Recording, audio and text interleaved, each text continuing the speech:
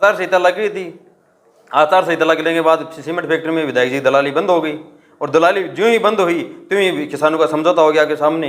और जब तक विधायक की दलाली आचार संहिता नहीं लग रही थी तब तक प्रशासन और सीमेंट फैक्ट्री के प्रशासन जो कर्मचारी हो उनके दबाव में थे। और जो ही विधायक जी का दबाव उठा और 26.5 लाख रुपए पर बीघा के लेकर के किसान उठे थे, उनके चेहरे खिलखिलाए थे। इसलिए किसान जिंदाबाद, सीमेंट फैक्ट्री के कर्मचारी को जिंदाबाद करना।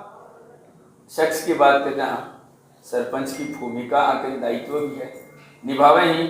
और एक बड़ी चर्चा में फेमस भी है कया करा हाँ कि गांव का जब विकास होया करे, कोई बड़ो पदाधिकारी एज ए विधायक, कोई प्रधान, सांसद अनके द्वारा कार्यक्रम का उद्घाटन करवाया जाए। लेकिन आके गांव में जब गया तो बड़े एक नई चर्चा सुनने में आई ही, सरपंच जी काम करवाया और सरपंच जी उद्घाटन कर दिया। पूछांगा कि के काम करवाया ही, और अब तक टोटल जगह काम ही आगे करवाएगा, कौन कौन सा रहे ही, और आगे अगर इनकी सरकार बने तो कौन कौन सा काम करवाओगा। राम राम जी। राम राम जी। तो सरपंच जी, सबसे पहले तो यह बताओ भाई, एक वीडियो वायरल हुई ही वी के अंदर मतलब थे उद्घाटन करता दिखाई दे रहा, और काफ़ी सोशल मीडिया पर भी चर्चा में रहा कि अठे कोई विधायक की जरूरत को नहीं है, ऐसी कमेंट भी आ रहे। हाँ, तो के हो वो यहाँ को कार्यक्रम? देखिए, सबसे पहले तो आपकी मैं मीडिया को धन्यवाद देना चाहूँगा, क्योंकि आप लगातार सच्चाई को दिखा रहे हैं। और रही बात वहाँ उद्घाटन की, तो आपको सबको पता है कि वर्तमान जो विधायक है वो इतनी गुंडागर्दी पर उतरा है, जो गांव के द्वारा, आमजन के द्वारा दिए हुए आशीर्वाद, जिसने आमजन ने और युवाओं ने सरपंच बनाया है, उसका महत्व नहीं समझते हैं। और यहाँ तक कि PWD अधिकारी देख लीजिए, या रमसागे देख लीजिए, या फिर कोई भी स्कूलों में जो प्रिंसिपल देख लीजिए, ये इतनी गुंडागर्दी कर रहे हैं। तो स्थानीय जो जनता है उसके द्वारा चुने हुए सरपंच को भूल गए हैं और अपनी पट्टिका के ऊपर उनका नाम नहीं देते हैं। आप देख लीजिए, देवप्रावणी के अंदर CSC का उद्घाटन हुआ था, देवप्रावणी सरपंच का नाम नहीं था, अन्य जगह भी नाम नहीं था। तो ये सीधा सीधा दर्शाता है कि स्थानीय विधायक युवाओं पर कितना प्रहार करता है और युवाओं को आगे बढ़ने का मौका कभी नहीं देता। इसलिए हमने सोचा क्यों न हम अपना विकास कार्य करवाया था हमने, वो विकास कार्य का उद्घाटन हम करें। विधायक मेरी पंचायत में अभी तक अपने जेब से कभी एक फूटी कौड़ी नहीं दी है। जो कार्य हुए हैं PWD तहत हुए हैं, जिसमें केंद्र की भूमिका, जितनी भी सड़कें बनी है उसमें 60% केंद्र की भूमिका रहती है। जितने भी CSC बने, जितने भी PSC बने, यहाँ तक ये विडम्बना है, मेरी पंचायत में जब राजेंद्र राठौड़ साहब चिकित्सा मंत्री थे तब राजस्थान का पहला मॉडल उप स्वास्थ्य केंद्र बना था। उस समय तत्कालीन स्वास्थ्य मंत्री राजेंद्र राठौड़ जी वहाँ उनका उद्घाटन करने आए थे, और उसका भी उद्घाटन 20-30 साल के बाद हमारे विधायक ने पट्टिका लगाकर कर दी। यह शर्म की बात है, उसको डूब के मर जाना चाहिए था, क्योंकि मेरी पंचायत में कोई काम ही नहीं किया उन्होंने। मेरी पंचायत में, किसी भी पंचायत में नहीं किया, केवल और केवल झूठे जुमले देने का काम किया। जो PhD को काम में ले रहे हैं, PWD को काम में ले रहे हैं, शिक्षा को काम में ले रहे हैं। जो यहाँ तक कि हमारे भामाशाह के द्वारा 2 कमरे बने थे मेरी पंचायत में, भामाशाह वहाँ मौजूद नहीं थे।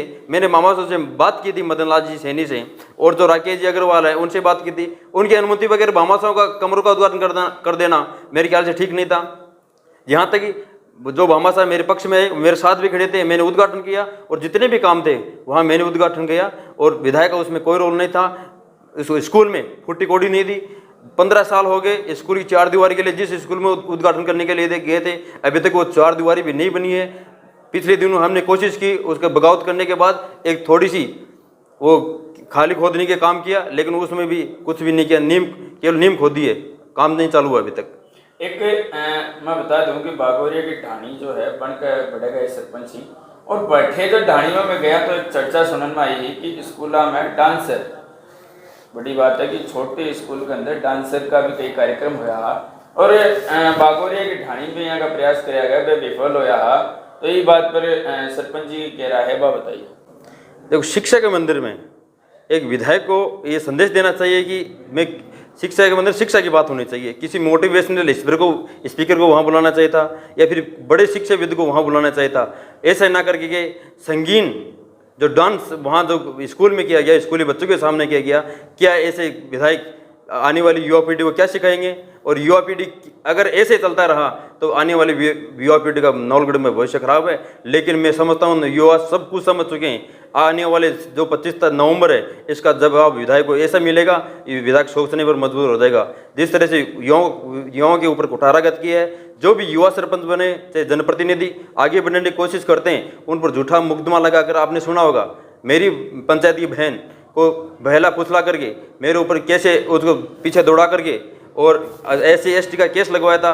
लेकिन मैं बहुत भगवान का शुक्रिया मानता हूँ कि गाँव वालों ने वहाँ रिकॉर्डिंग की थी और मैं साफ सुथरा रहा। यहाँ तक कि मेरे को उस थाने में पैर भी नहीं टेका और वहाँ मेरा जो केस था वो बिल्कुल किसी में बेदाग वहाँ से बरी हुआ। और ये सभी मेरे युवा साथियों की कृपा थी। तो आपने पिछले दिनों देखा होगा मेरी पंचायत में कैंप प्रशासन गांव के संघ कैंप होता है सरपंच का, और नावलगढ़ के विधायक खुद अपने स्वयंभू सरपंच वहाँ पंचायतों में खड़ी करते हैं और दूसरी जगह कैंप कराने की कोशिश करते हैं। क्या सरपंच का वहाँ अधिकार नहीं है? क्या जनता सरपंच को नहीं चुनती? जनता सरपंच को चुनती है विधायक साहब। वहाँ प्रशासन गाँव के संघ कैंप विधायक के संघ हो गया था और प्रशासन इतना गया गुजरा है नावलगढ़ का, इतना दबाव में रहता है पर विधायक के आप सोच भी नहीं सकते हो।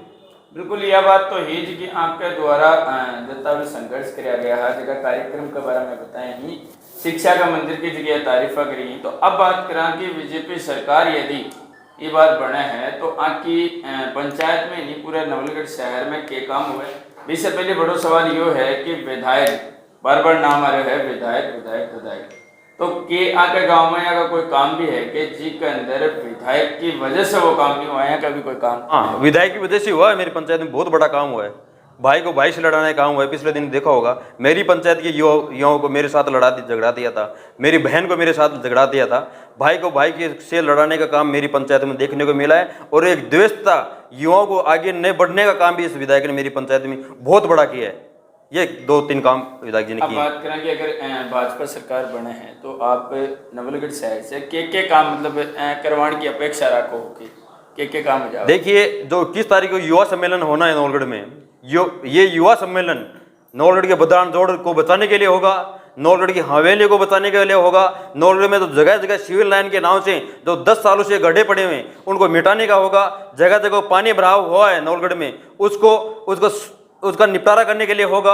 सीमेंट फैक्ट्री में युवाओं को रोजगार देने के लिए ये प्रोग्राम होगा और तो और युवाओं को राजनीति में भागीदारी निभाने के लिए प्रोग्राम होगा। और युवाओं पर जो झूठे मुकदमे लगाकर जो वीडियो कॉलिंग की जाती थी इसका जवाब देने के लिए 21 तारीख को ये प्रोग्राम होगा और ये प्रोग्राम 25 तारीख को विदाई करने के लिए होगा। बिल्कुल।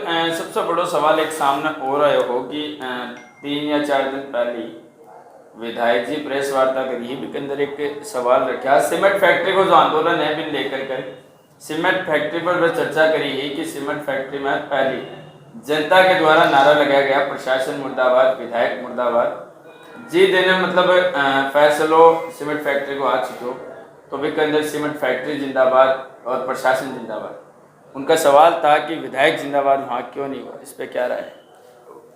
आचार संहिता लग गई थी।